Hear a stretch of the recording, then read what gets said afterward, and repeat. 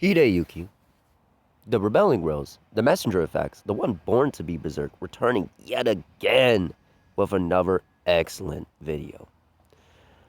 Oh man, oh brother.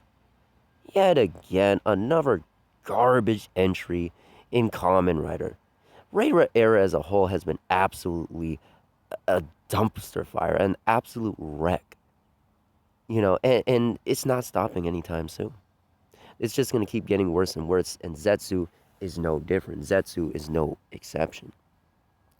I really tried to give this show a chance. I was thinking, okay, yeah, this is Yuya Takahashi's fourth rodeo. This isn't his second or third time doing this. By now I expect a little better from him. At least get the basics down. At least do something good. Whether it's your story, your characters, or something, I don't know. But yet again, he just disappoints. This man cannot write to save his life.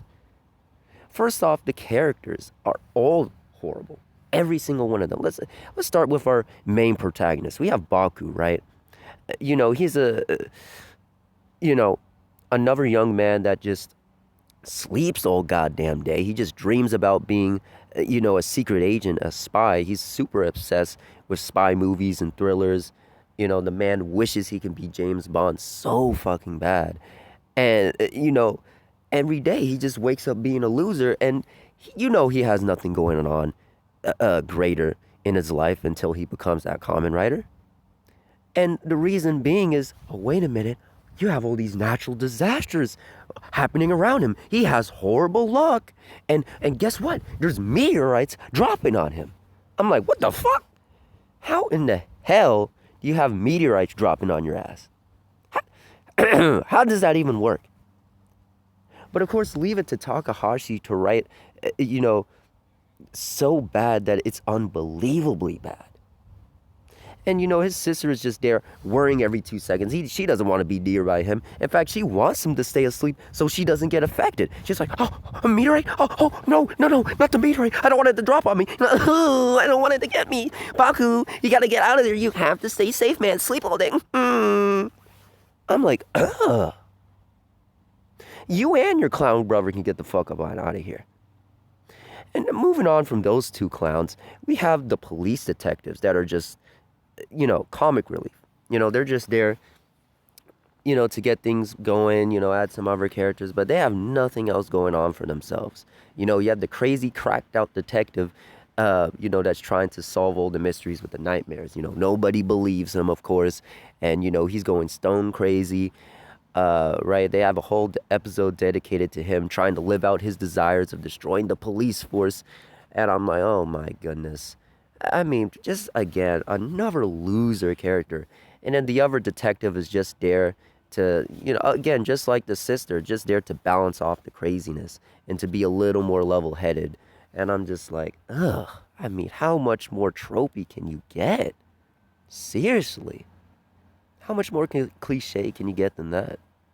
And then, of course, you have the villains, which are all monster of the week, flavor of the week garbage that nobody cares or remembers about. Just evil to be evil. They haunt people's nightmares, and then they try to bust out of their nightmares and make it a reality and invade the world that way. And I'm like, oh my goodness. We're using the same old tokusatsu trope of monster of the week that we've seen a million times before, which is fine. You can do the same thing over and over as long as you do a twist or do something more interesting, but that is not doing anything interesting at all. What's interesting about that? What is new going on with that? Where's the twist? Ain't no twist to be found. Oh my goodness. And then we have the graphics.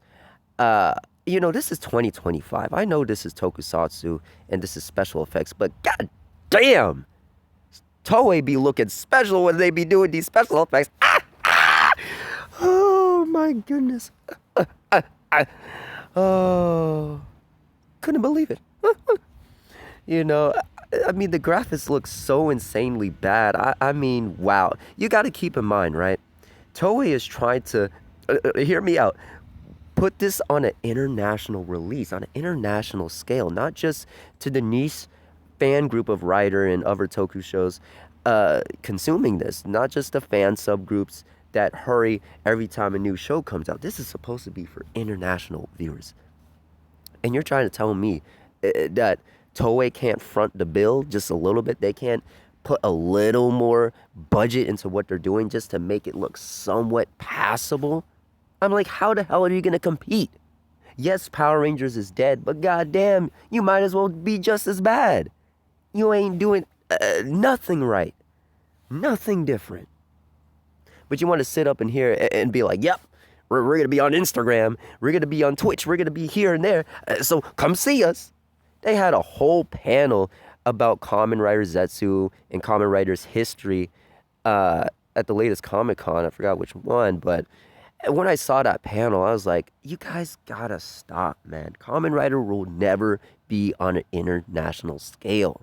It's just not gonna happen unless you put the work in, unless you have visionaries like Ano coming in and working his magic and beautifully making a modernized retelling or a modernized version of Kamen Rider that can work.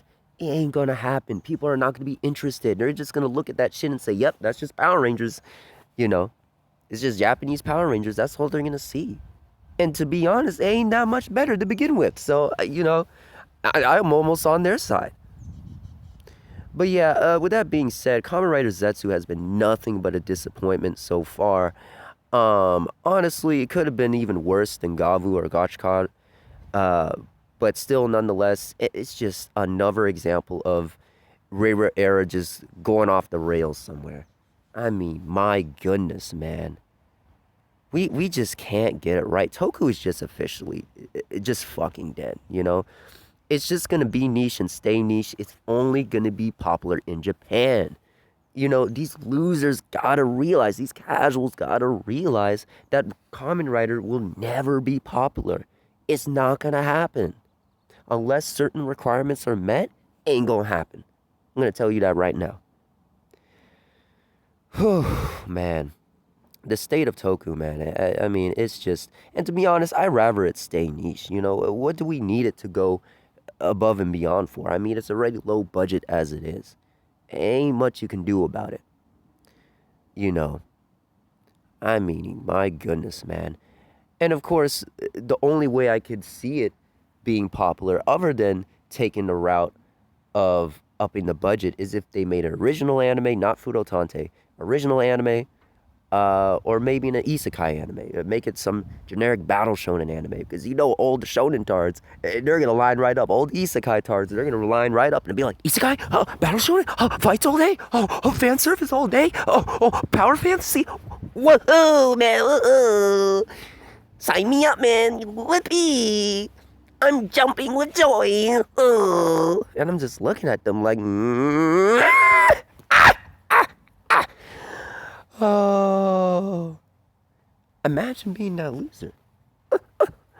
That can never be me, but it might be you.